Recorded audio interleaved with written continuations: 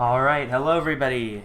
This is Prospects, the engineer extraordinaire from Connery's very own 666th Devil Dog outfit, and today I'm going to give you a rundown of Escalation, the newest update to PlanetSide 2. The update adds a much needed expansion to outfit level gameplay in a few ways, but first let's take a look at this place. The Sanctuary. It's beautiful. It's a social hub to show off your gear and where some of the resource shops are located. There are 5 new resources. 2 of them are called A7 and Merit, which can be used to purchase special items in the Sanctuary and earn through regular gameplay with your outfit and during continent alerts. Here's one of the shops. You can buy these special items. A lot of the items are the old continent alert reward items, so, you know, Showdown, Short Bow, I don't remember, Derringer. And then there's a couple more over here you can buy. We'll cover that later. You can buy some of the other cheaper stuff. So you can get some decals and yeah, all this good stuff that you guys know from the Continent Alert rewards that everybody gets when you win. Alright, so other than that, there are 3 new resources that are faction specific. I'm sorry, they're outfit specific. And these range from common, uncommon, and rare. They're called Araxium, Cynthium, and Polystellarite. I don't know if those are the names you're going to choose, but that's what they are called right now. How they're gained is through conversion, expeditions, base capture ships, and ownership. The latter 2 I'll explain later. And at this shop, see, this is where you can convert things. Like I said, you can convert them. These prices are probably not going to be final, but you can see that this is 5 for 1 and this is 10 for 1, so these ones would be the better deals. The 1 conversion is not as efficient for Cynthium. Polysterite, it's fine. It's still 10 to 1. Like that, and you can convert them back down. So pretty useful to know. Here we got our expeditions. These expeditions can be unlocked in this new tab, which I'll talk about later. Don't worry, it's a lot to take in if you haven't seen this before. You're going to be able to craft these expeditions. They cost a certain amount of resources. These numbers aren't final, and they take a certain amount of time to complete. These numbers aren't final. None of these numbers are final, so just keep that in mind. Anyways, the idea is you craft one of them, and it takes a certain amount of time. On the test server, it takes a minute.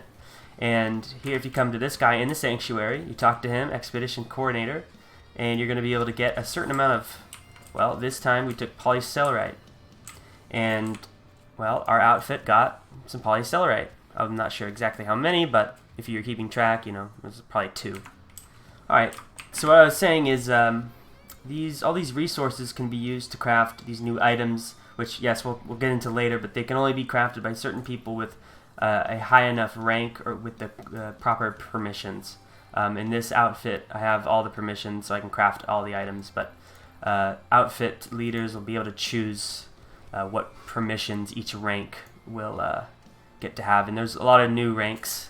There's a couple different ranks that they added in just so you can have more options as to who gets to craft stuff, because those resources are limited. Now on to the next thing is, yeah, of course, the outfit tab like I wanted to talk about. This is where you see this new kind of leveling system. It's called Loyalty. Here you read the tooltip, you capture and defend bases, the outfit to earn loyalty. Basically, you play the game normally with your outfit. You're going to get these outfit points, and you're going to level up your loyalty rank, and you'll get merit, which you can spend in this shop here, like I showed before. Sorry, this shop. And the other shop. I already have all these items, so I don't really know what the prices are, what the idea of the prices are, but yeah, you'll be able to figure that out later. Now the next is, well, the Armory tab. It's got a couple pieces to it. They're called Global, Raxus Only, and Expedition. These tabs are probably not final. Global contains Orbital Strike, Citadel Shield. I'll go over all of these, don't worry. Anvil Light, Anvil Medium, Anvil Heavy. These prices are subject to change, and they have certain what's called weights to them. This means that there's going to be we don't know about exact numbers, but there's going to be a certain amount of items that you can own as a outfit. Sorry, and each of these items has a certain weight. Of course, weight's not set. and if you reach the weight limit, you can't craft any more of them. So currently, my outfit can't craft any more orbital strikes, and it can't craft any more citadel shields. Here is where we have 2 orbital strikes, but we have no citadel shields, and we can't craft any more because it requires 75 weight, which we don't have available. Got that? All right, Steel Rain, and then the Bastion Fleet Carrier pieces. So you need to craft all these pieces right here, 1, 2, 3, 4 pieces, to be able to craft the Bastion Fleet Carrier. And I'll show you where to pick that up. And then here's your expeditions. You can do a short, medium, or a long expedition to try to get these resources. You get more for doing longer ones, and you get less for doing shorter ones, but they take less time, as you could expect. Next is the Outfit Wars. I'm not going to cover this because this is a new game mode. It's really interesting. You should look up Daybreak's coverage on Outfit Wars. They did a couple of them already, so there's not a lot to cover that I can cover to you that they didn't show better. Alright, so now that we've got all that covered, we should probably head planetside. Planetside 2. I'll see you there. Alright, here we are, planetside. Now, something you should know is that while nothing physically has changed in this map, there are some new changes to the map. These can be seen as the little tiny icons for the different resources. These numbers don't really mean anything yet, but each base is weighted a different amount depending on, do they have multiple points? Are they hard to capture bases? Things like that. West Foothills Air Docks is a single point base. It's only 5. Some triple pointers. Lithcorp Secure Mine. Actually, I think that's a single point, but it's 25 because it is a hard base to take. It's near Warp Gate. Even though these are only 5, these are considered easy to take because they honestly are easy to take. Is there a mine shaft, Soltech charging station? Anyways, each base. This is a 3-pointer with 25. Yeah. So anyways, each base has a certain amount of resources you can earn from it. These basic ones are Araxium resource, the biolabs, amp stations, tech plants, and outposts. Kind of odd for the outposts, but all right. They give you Cynthium. There you go. Check those out. Pretty cool. Cynthium. And on each continent, it's kind of interesting, there is one base, usually in the middle, and right, if there's like this one, the Ascent for Amrish, Isotech Plant for Esamir, Nason's Defiance, of course, for Hassan, and the Crown for Indar. These bases will give you polystellarite. These bases are notorious for being impossible to capture. Usually they're 3-pointers.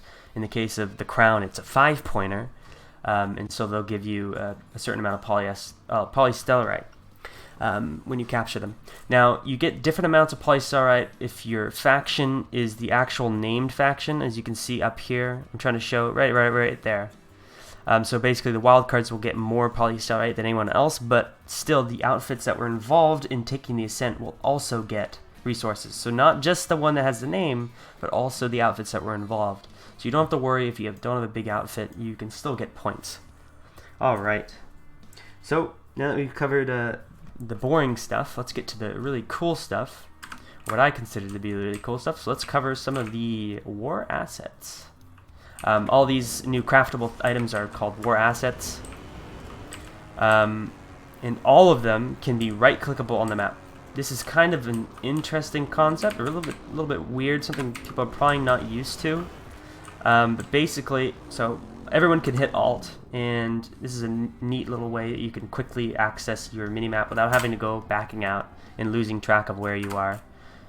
Anyways, you can right-click and see in War Assets. This is only applicable if you have a certain rank or in certain permissions in your outfit, but I can call down everything, so I can call down Heavy Anvil. This contains Vanguards and Sunderers, or MBTs and Sunderers. The medium contains lightnings, harassers, and ants, and then the light anvil contains flashes and lancers. I'm not really sure what they're called. The NS one, the NS flash, and they do have a certain amount of health, which can be damaged by both small arms and explosives, and higher damage kind of weaponry. They don't have a lot of health, so an infantry could actually kill one of these.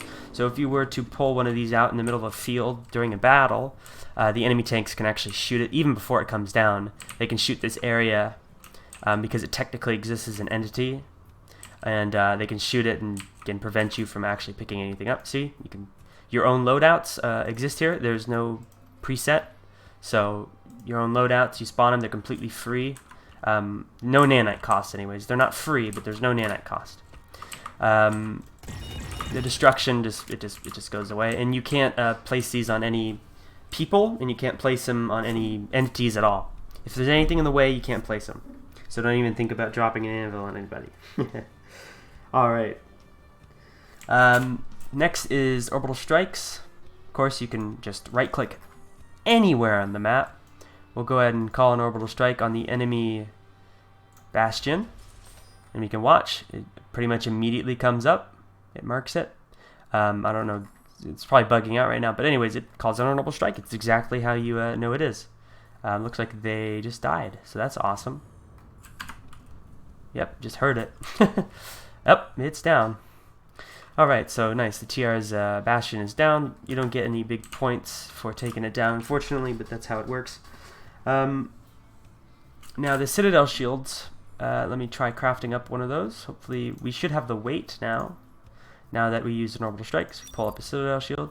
This is what the crafting looks like. You can overclock it using extra resources. I would not recommend this unless you really, really, really needed a Citadel shield, but we could just do that because it's test server. These are pretty cool. They're new. You can go ahead and put it down and immediately start spawning. It does have to call down, so there's a bit of a timer, so you can't. It's not immediate. It's not like the anvils, how they appear. As you can see, here it comes down. It's going to deploy. Has a little bit of a reverse thruster. Pulls up. This is a one-way shield. Super cool. You cannot damage it from the inside. Just thought I'd mention that. You can call down things inside of it, and it can be killed by orbital strike. So if somebody were to orbital strike your Citadel shield, it would destroy it. It can be killed easily from the air. It's a little bit harder to kill it using armor from the outside. You have to get the angle on that. But if you can, it does not go down very easily. Trust me, I've tried it. It is quite resistant to damage. See if we can get a hit on it though. Might as well try. Yeah, as you can see, the angle it's at. See, it's a one-way shield. Can't shoot in, but you can shoot out. So if you, even though this is my factions and my outfit's shield, I can't shoot in. So it's specifically a one-way shield. Enemies and allies can go in and out, but only fire from inside can come out. So if enemies go inside of your shield, they can shoot you just as easily as you can shoot them. Let's see the orbital strike take it out though. Alright, so we call in the orbital strike right on top. I know we're doing friendly fire, but that's okay. It's on the PTS server. So we'll go ahead and watch the explosion. There we go. It's been destroyed. There's no message. It's just gets destroyed. So that's pretty awesome, to be honest. And of course, last but not least, the Bastion. The Bastion is the grand unveiling of all the work they've tried to do over the past few years to make outfit kind of gameplay a lot more fun. Now, I'm lucky enough to have the Bastion right now, and I'm going to tell you a little bit about how it works. Basically, when you're the captain, you have a couple options. You only have two options. You can right-click, and you have these two options: Bastion move destination and Bastion attack coordinates. First thing it does is it turns, and then it moves. So if you're trying to avoid orbital strike damage, what you want to do, say I was getting orbital striked right now, stop the turning by selecting a nearby, kind of a radial turn, and then just go straight. So now let's go ahead and turn this way, pop into one of the guns, start firing. This is one of the dual walker guns. It's essentially a dual walker. This ship has 5 of these anti-air guns, and it has 4 other guns, all accessed by F2 through what would that be, F10. Yep. These are essentially Dalton shots. It can fire really fast. And the captain can also, sees him getting attacked, so I want to go straight. Oh, gotta get back in my captain's seat first, and then we can move. So you gotta remember to get into your seat and then start moving. I might get hit here, hopefully not. See? No, we're fine. Alright, we avoided damage. Now, that's a good example of how to avoid things. Now let's talk about a bit about the targeting mechanic. So we'll go ahead and move to, we'll move to about here. I think this is a better spot. So the targeting mechanic is pretty interesting. It has a range of 1 3/4 of a grid square. These grid squares can be accessed on the map by just clicking this button right here, hit grid. And essentially, I'm going to show you, oh, you got to stay in the pilot seat, keep that in mind. I always forget. Stay in the pilot seat, do not get out of the pilot seat or it'll stop moving. It's good to keep in mind. Of course, I got no outfit members on, so nobody can really help me. That's quite alright. Let's make sure we start moving immediately. So stop the turn and just go straight. Don't continue the turn to start moving. Right? Once we move out of the way, it took a little bit of damage. We lost one of the weak points, which is okay. Alright, so I'm going to show you the range. Essentially, it's a circle about this big. I can hit this from here all the way to here. I can hit, go 1 3/4. I can hit here. A little bit out of range, pretty close. Out there. 1,000 meters is what they call it. It's not quite, I don't believe it's quite 1,000 meters, or it's a little bit further than 1,000 meters, but that's PlanetSide's distances for you. Okay, you just want to keep moving in a straight line if you're going to get hit by orbitals. This. I got hit again. They're really hitting me. Not a lot I can do about it. That's alright. Anyways, these strikes, these Bastion attack coordinates are actually pinpoint accurate. So if we take a look, see, those are hitting perfectly. They're firing from the guns. I'm not quite sure if players can still go into those guns while these are firing, but they are pinpoint accurate and they fire basically immediately. So if you saw a bunch of vehicles on the road, you could perfectly, target them. You could shoot, any kind of base turrets. Go ahead and just attack them like that. All you have to do is just right click and be in the pilot seat. That's it. Spawn in, it spawns just like this. There's going to be a little button you can click, spawn the Bastion fleet carrier. Now, as soon as you eject, you can see that you get to go into an ESF. This is not a customizable ESF, I should note. This has flares, level rank 1, a rank 1 dogfight airframe. It has what seems to be quick recharge afterburners. I'm not quite sure on that. And this new weapon, which is essentially the standard, and it is damage-wise and rate of fire-wise, a reskin of the standard ESF nose gun for each faction, except it has extra ammo in its magazine. So it has 110 compared to the standard, I believe, 60. So that's pretty cool. These cost nothing, which should be noted. And yeah, you can just spawn them every time you go inside of the Bastion. They don't cost anything, and they're infinite. The Bastion fleet carrier itself is not infinite. It only lasts 1 hour, and only one can be on a continent at a time. So only one can be allowed per faction. There can be only one NC Bastion on at one time, but only one faction can control it. Speaking of factions that can control it, only that faction that pulls it, that outfit that pulls it can actually spawn into the fleet carrier, which is why I had to switch outfits. This is limited because of obvious reasons. It would just be too many ESFs flying everywhere. It needs to be limited. So to kill Bastion, you have to hit these weak points. They're located all around the ship. I believe there's 1, 2, 3, 4, 5, 6, 7, 8. I believe there's 8 hard points. I could be wrong, but they look like this, the glowing orange.